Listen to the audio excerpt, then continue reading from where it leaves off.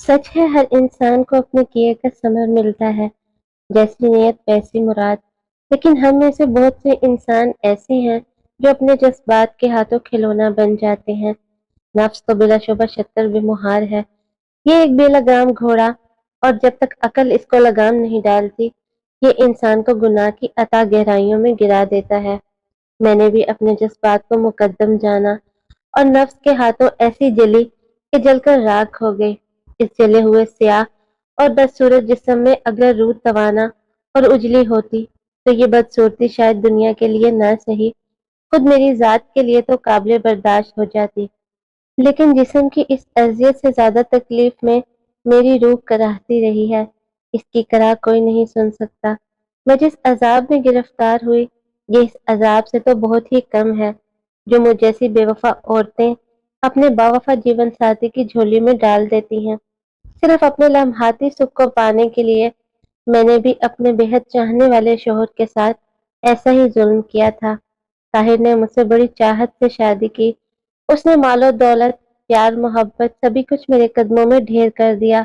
मुझे पाकर वो दुनिया के सब रिश्तों को भुला बैठा था, अपनों, दोस्तों, सभी के प्यार को पसे पुष्ट डालकर। बस एक मेरे सिवा इनको किसी की भी चाहत ना रही थी। ताहिर कहा करते थे, शहनीला, तुम्हारा दिल मेरी पनाह है, और तुम्हारा कुर्ब मेरी जिंदगी।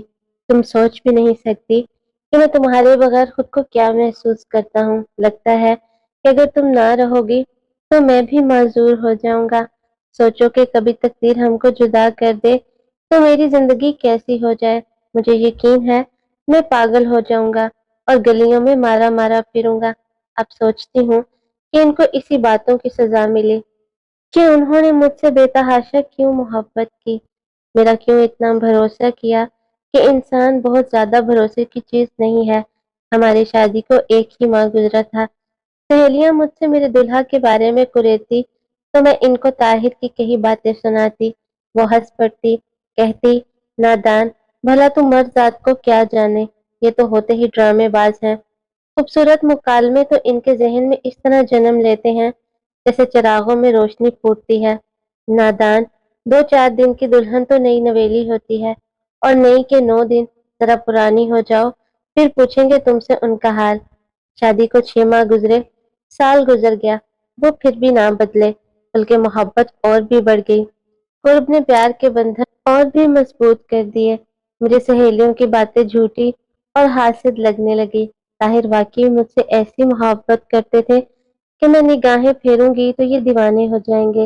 इन्हीं दिनों ताहिर का खालाजाद राहत हमारे घर आकर ठहरा। उसका मेरे साथ देवर का रिश्ता बनता था। वो मुझे भाभी कहता था, और मैं उसको नाम से ही बुलाती थी। 2-4 दिनों में घुल गया कि देवर भाभी का रिश्ता मजाक का भी होता है। राहत चंचल तबीयत और एक लाउबाली नौजवान था। दिलचस्प बातों से हर वक्त हंसना हंसाना उसका मशगला था।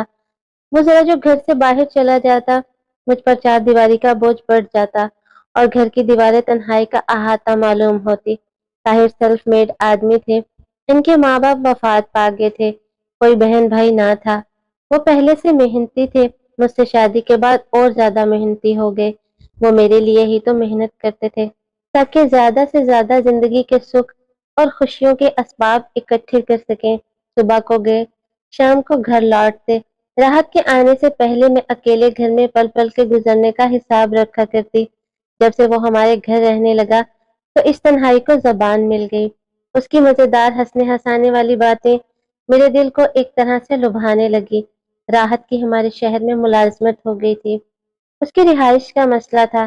तभी ताहिर ने कहा कि तुम क्यों रिहाइश ढूंढ रहे हो, मेरा इतना बड़ा घर खाली पड़ा है, अब यहीं रहो, और जहां भी रहोगे खाने पीने का मसला होगा, कब तक होटलों का खाना खाओगे। ताहिर ने तो नेकी की, इसको क्या खबर थी कि नेकी गले पड़ जाएगी। राह सुबह 7 बजे चला जाता था और 2 बजे तक लौट आता, जबकि ताहिर रात गे आते थे। वो कारखाने की देखभाल भी करते थे और माल कारीगरों से बनवाकर सप्लाई भी करते थे। साल भर की रफाकत में राहत की तारीफों ने मुझे अपने शहर में जकड़ लिया। मैं शादी के बाद साथी के एक नए मफहूम से आशना हुई। मैंने जाना कि जिंदगी के साथी और रूह के हमसफर में बड़ा फर्क होता है।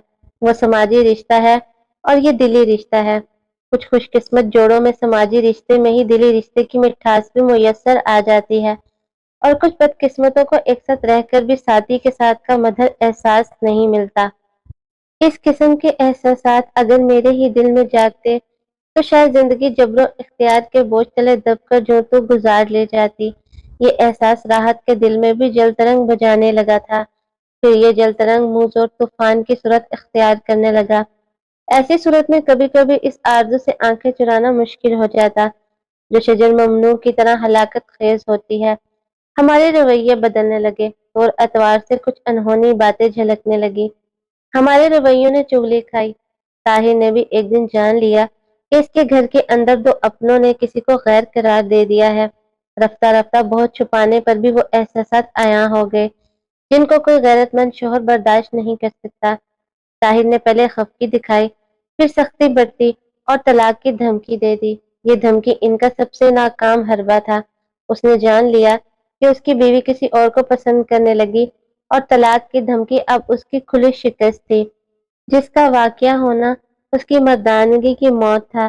تبھی اس نے بے بس ہو کر آخری داؤ آزمایا اور میرے قدموں میں سر رکھ دیا، رو رو کر منتیں کی، التجا کی، ہاتھ جوڑے، کہا شہنیلا مجھے برباد نہ کرو، اگر مجھ کو ٹھکراؤ گی تو میں مر جاؤں گا۔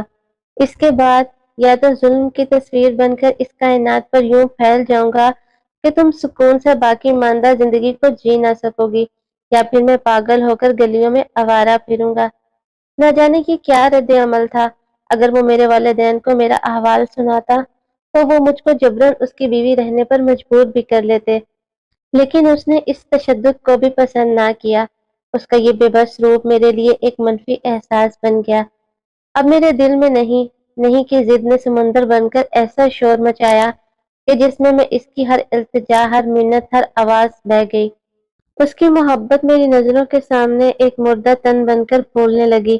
میں خود کو سمجھا سمجھا کر تھک گئی، لیکن مجھ میں سمائے تمام جذبوں نے مل کر ایک ساتھ محاذ بنا لیا کہ اب میں اس کے ساتھ نہیں رہ سکتی۔ مجھے خود کو سنبھالنا مشکل ہو گیا۔ تب میں نے طاہر کے ساتھ ایسا اہانت آمیز سلوک کیا کہ وہ اگر مجھ سے اس قدر محبت نہ کرتا تو میرا گلا ہی دبا دیتا، لیکن مجھے کوئی نقصان پہنچائے بغیر صبر کیا اور خاموشی سے میری زندگی سے چلا گیا۔ اس نے مجھے شادی کے بندھن سے آزاد کر دیا تاکہ میں اپنی خوشی اور مرضی سے جی سکوں، مگر ایسا کر کے وہ خود جیتے جی مر گیا۔ عدت کی مدت بھی میں نے طاہر کے گھر پر گزاری اور پھر راحت سے نکاح کر لیا۔ گویا ہم دونوں نے طاہر کو رونتے ہوئے ایک دوسرے کو پا لیا۔ ہماری روحیں جو ایک دوسرے کے لیے بے چین تھی، ان کو قرار آ گیا۔ قدرت کا نظام اور طرح کا ہے اور انسان کی سوچیں، اور میری نظر میں قدرت کا نظام یہ ہے کہ جو دوسروں کی خوشیاں مسمار کر کے اپنے محل تعمیر کر لیتے ہیں، وہ محل زیادہ دنوں تک باقی نہیں رہتے۔ ہمارے ساتھ بھی یہی ہوا۔ جلد ہی محبت کے محل ریت کے گھروندوں میں بدل گئے۔ احساس ندامت کے چٹان پاش پاش ہو کر ہم دونوں پر گری کہ ہم اس کے نیچے دب کر ریزہ ریزہ ہو گئے۔ طاہر آخر راحت کا بھائی تھا۔ عورت کی محبت وقتی ثابت ہوئی اور خون کے رشتے نے دیر پا ہونے کا ثبوت دیا۔ اب راحت اٹھتے بیٹھتے مجھے برا بھلا کہنے لگا، خود اس جرم میں برابر کا شریک ہو کر بھی مجھ اکیلی کو مجرم گرانتا تھا اور خود کے کیے کی سزا بھی مجھ کو دینے لگا۔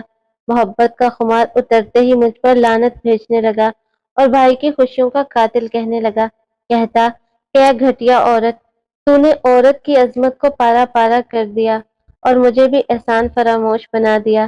تو اس لائق نہیں کہ کوئی تجھے اپنے شریک حیات بنائے۔ میں کس قدر بدنصیب مرد ہوں کہ تجھ جیسی گری ہوئی عورت کو اپنی بیوی بنا لیا۔ شاید ہم میں طلاق ہو جاتی، لیکن شادی کے 3 سالوں میں ہی بچے ہمارے درمیان ایک ایسا معاہدہ بن گئے کہ جن کو توڑ ڈالنا ہمارے بس کی بات نہ لگتی تھی۔ اب میں اس وقت کو کوستی جب میں نے طاہر کو ناقابل برداشت اذیت کے الاؤ میں دھکیلا تھا اور جذبات کی جھوٹی جنت بنائی تھی۔ راحت ان گھڑیوں پر لعنت بھیجتا تھا جب اس نے ایک عورت کی خاطر اپنے بھائی کا گھر ڈھایا، اس کے ارمانوں کا خون کر دیا اور اس کی عزت کو ڈاکو بن کر لوٹا تھا۔ کچھ عرصہ طاہر کو کہیں قرار نہ آیا، وہ بھٹکتا پھرا اور پھر تنگ آ کر ہمارے ہی کوچے میں لوٹ آیا، کیونکہ اس کا مکان بھی اسی گلی میں تھا۔ وہ دیوانہ سا ہماری گلی میں بیٹھا رہتا، جس پر محلے کے لوگ رحم کھاتے تھے۔ محلے کے لڑکے اس کو پتھر مارتے تو وہ نہ جانے کس کو بد دعائیں دیا کرتا، منہ ہی منہ میں بڑبڑاتا، جانے کیا کہتا رہتا کہ اس کی محمل سی باتیں کسی کی سمجھ میں نہ آتی تھی۔ لیکن ہم دونوں خوب جانتے تھے کہ وہ کیا کہتا ہے، ہر کہانی کا کوئی نہ کوئی انجام تو ضرور ہوتا ہے۔ میری کہانی کا بھی ہوا۔ ایک روز راحت مجھ سے لڑ کر گھر سے چلا گیا، واپس آیا تو اس کے بازوؤں پر اس کے بھائی کی لاش تھی۔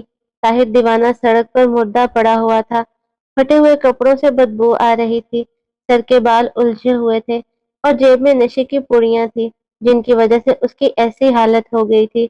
راحت نے روتے ہوئے کہا، اے بغیرت عورت، یہ دیکھ میرا بھائی مر گیا ہے۔ اس کی ماں نہ صرف میری سگی خالہ تھی بلکہ یہ میرا دودھ شریک بھائی بھی تھا۔